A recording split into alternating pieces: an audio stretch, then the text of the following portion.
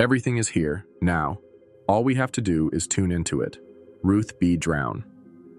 In the early 20th century, as science and medicine raced toward modernity, one woman dared to challenge the boundaries of healing with a device that seemed to bridge the physical and the mystical.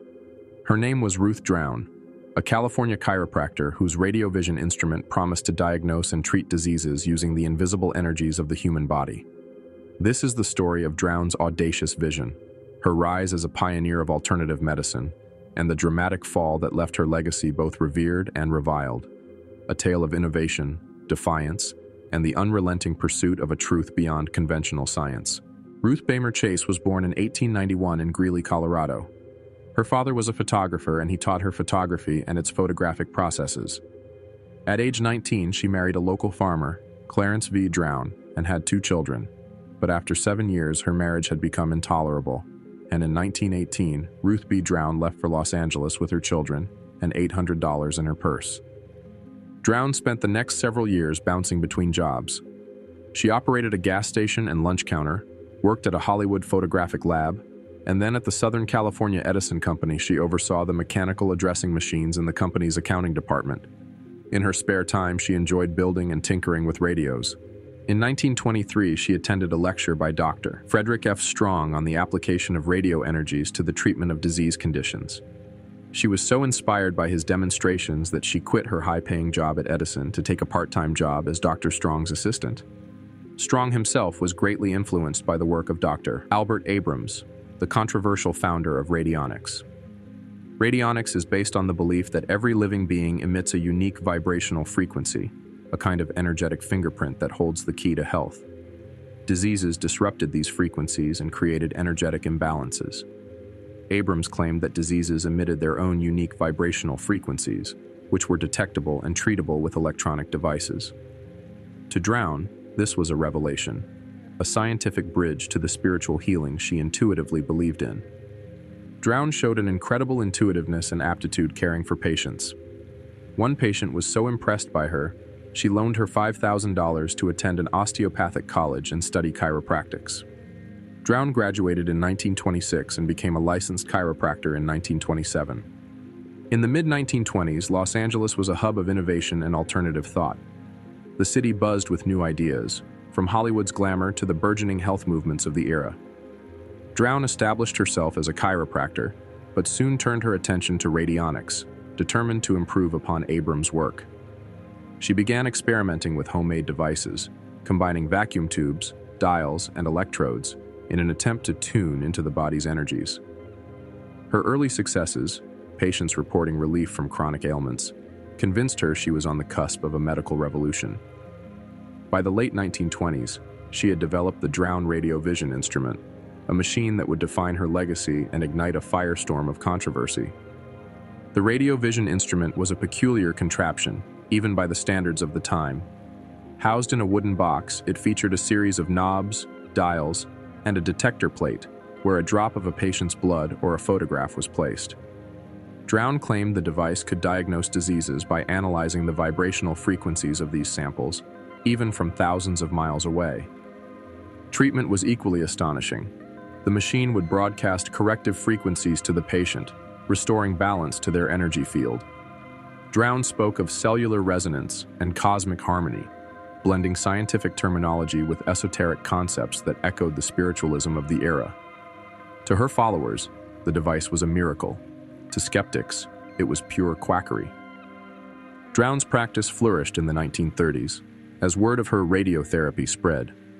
Her Hollywood office became a magnet for the city's elite, actors, writers, and socialites seeking relief from ailments conventional medicine couldn't address.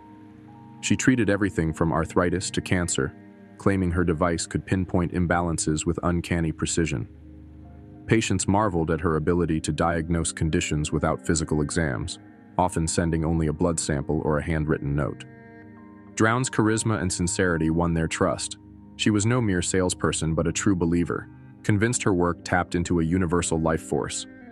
Her lectures, filled with diagrams of energy fields and testimonials, drew crowds eager for a new kind of healing. Yet Drown's success came at a cost. The American Medical Association, already wary of radionics, viewed her as a threat to the medical establishment. By the 1940s, the AMA was cracking down on alternative practitioners, labeling devices like Drown's as fraudulent. Scientists dismissed her claims, arguing that her machine lacked any measurable mechanism and that her results were placebo at best. Drown, undeterred, doubled down, publishing books like The Theory and Technique of the Drown Radiotherapy to defend her work. She argued that mainstream science was too rigid, blind to the subtle energies she had harnessed. Her defiance, while inspiring to her followers, set her on a collision course with the authorities. The 1940s were a turning point for Drown, as the FDA began investigating her practice. The agency was skeptical of her remote diagnosis claims, particularly her assertion that a photograph could serve as a vibrational proxy for a patient. In 1949, the FDA seized several of her devices, charging her with interstate commerce of unapproved medical equipment. Drown's response was bold. She continued to treat patients, even offering free sessions to the poor, convinced her mission was greater than legal constraints. Her supporters, including prominent figures in Los Angeles, rallied behind her, seeing her as a martyr for alternative medicine. But the tide was turning. In 1951, Drown was brought to trial in Los Angeles, accused of fraud and misrepresenting her device's capabilities. Prosecutors presented her machine as a useless box of wires, incapable of diagnosing or treating anything. Convicted of fraud, she was fined heavily and ordered to cease shipping her devices out of California. Drown barely reacted to the legal blow and continued with business as usual until she was arrested in 1963 in a California State Food and Drug Organization sting operation. Drown and her daughter, Cynthia Chatfield, also working as a chiropractor and proponent of radiovision, along with 4 employees at the Drown laboratory, were charged with grand theft. Drown died before her case went to trial. During the 1966 trial, Drown's radiovision instrument was disassembled in open court, revealing rudimentary wiring. Even the instrument's numerous dials, which Drown used to hone in on a specific vibrations, were all connected, so it made no difference what each dial was set to. "Quackery can kill," said the deputy district attorney in his summary, "and the use of fraudulent instruments such as these devices in the courtroom is dangerous to human life."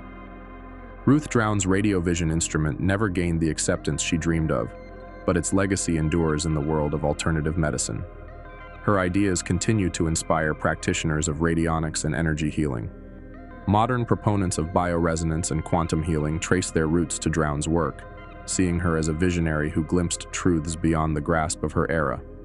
Critics, however, remain steadfast, dismissing her device as a relic of pseudoscience, a cautionary tale of belief over evidence. What drove Ruth Drown to stake her life on such a controversial invention? Was she a charlatan, as her detractors claimed, or a healer whose methods were simply misunderstood? The truth lies in the complex interplay of faith and science that defined her. Her device was a product of an era when the boundaries of medicine were being tested, when spiritual and scientific frontiers seemed to converge. Drown's life was a testament to the power of conviction and its perils. She was a woman who saw the body as a symphony of subtle energies, whose maladies were a puzzle to be solved with technology and intuition.